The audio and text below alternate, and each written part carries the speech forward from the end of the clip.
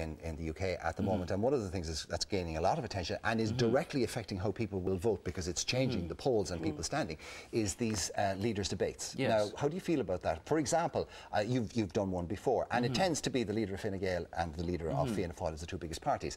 Eamon Gilmore's a very accomplished Dáil performer and in fact rates very highly amongst the leaders. Would you be amenable to a leaders' debate that involved all three of you? I don't have any problem with debating Fine Gael policy with anybody, anywhere, anytime. Now, I don't think that you want to turn this into just an media event. In this country, we've had a well-tried and tested system where, you know, the Taoiseach of the day and the alternative debate the issues. Now, I noticed that John Gormley wants to be part of that kind of movement. You'll have Jerry Adams saying the same thing. So you don't want to turn it into just an event were that to happen.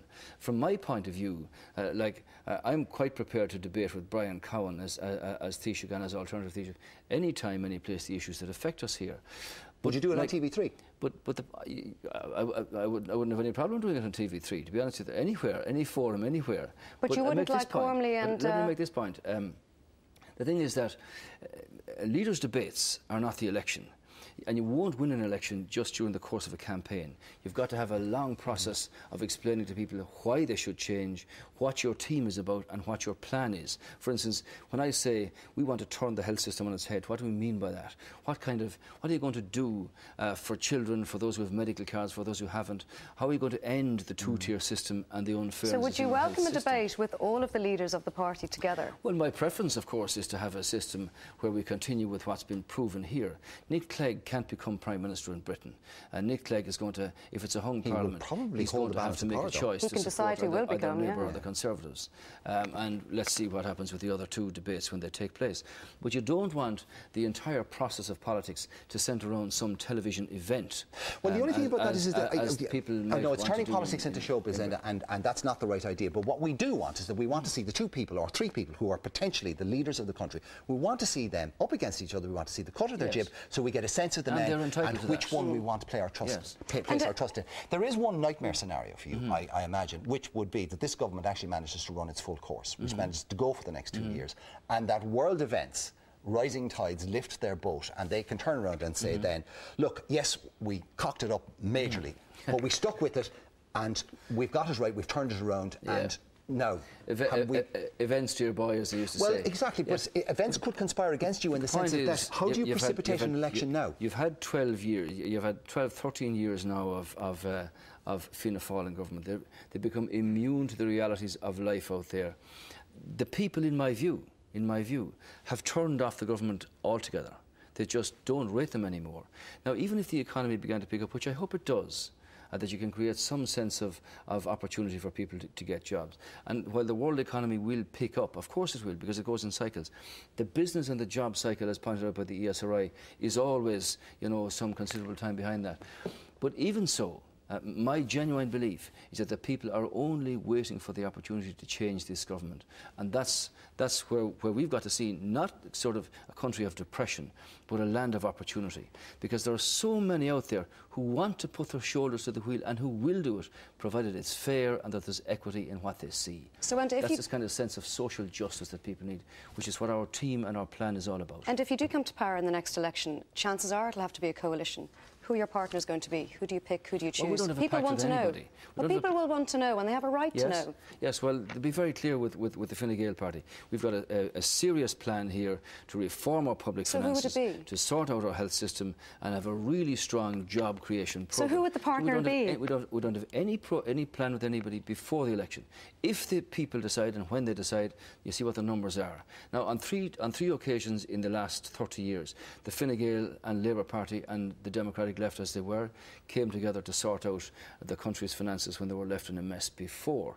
So, as far as I'm concerned, I will stand sufficient candidates of quality to win an overall majority. Labour. That's a decision of the people. And that's our focus, our plan, our team, our job strategy, our public finances. And you go through that election and see what the people decide. But for me, I'll have the plan, I'll have the members, I'll have the team and the leadership to sort this out. There we go. So, under no circumstances, even with a good showing in a coalition government, Eamon Gilmore could never be Taoiseach. If it was Fine Gael and Labour, it would have to be you as Taoiseach. and him as Tánaiste. Well, I heard some comments from him at his party conference. He's entitled to aspire to get the maximum number of seats for his party. Of course he is. I'm in the same business, and as far as I'm concerned, we're already focusing in on candidate selection in the different constituencies. The best men and the best women that we can find to represent the little people and all the people. That's what politics is about, people. But it's not about a single individual having the sort of the impression that he or she can sort all this out. Leadership is very important, but the team is what backs that up, and the team have got to have the plan to implement, and that's where our focus is. The problem there is that Labour's plan and your plan are diametrically opposed in a lot of cases, particularly, for example, where dealing with the public service is concerned, and also in terms of how do you make the financial that work? health of the country. Well, for instance, you know, there are very strong elements in the Croke Park deal which are supportable. But I have a view about the public service, that all those who work in the public service should find themselves in a position where they know that they're contributing to the good of the country, where they have opportunity for their hard work to be rewarded and their initiative shown to be worthwhile, where they can move from department to department, and where they themselves and public servants give so much valuable work that you don't want the system to strangle what they actually do. And they tell me this themselves. So there's a way of doing that, but you've got to have a clear plan that says in health, for instance, don't overload it with and we're going to have to make it work in the interest of the people. And that actually helps, as you said earlier on, the little people, because those who can't afford to buy those services need public services that work in their interest. That's what we're going to And we're going to have to finish it there, unfortunately. But you just have to come back. I will. And bring Brian with you, and be Eamon as well. Yeah, we would like to see, this is what we want at TV3. We want to have a leaders' debate. We want to get you all in here, and we want to hear what you have to say. And the people at home want to hear what you have to say. So you're up for it, your game. Well, I'm quite sure you get it directly from the Dáil, which I'd like to see broadcast on a full-time basis, where we go at this on, you know, you get your few minutes in the course of the day. But politics for me is about people. It's about their problems, their concerns, their anxieties, but it's also about those whom they elect and how they purport to sort out those problems and have a country that can rank again up where it should be, #1 in so many spheres. We can do it, and as far as I'm concerned, we will do it. So you're up for doing the debate at TV3, Enda? That's a yes.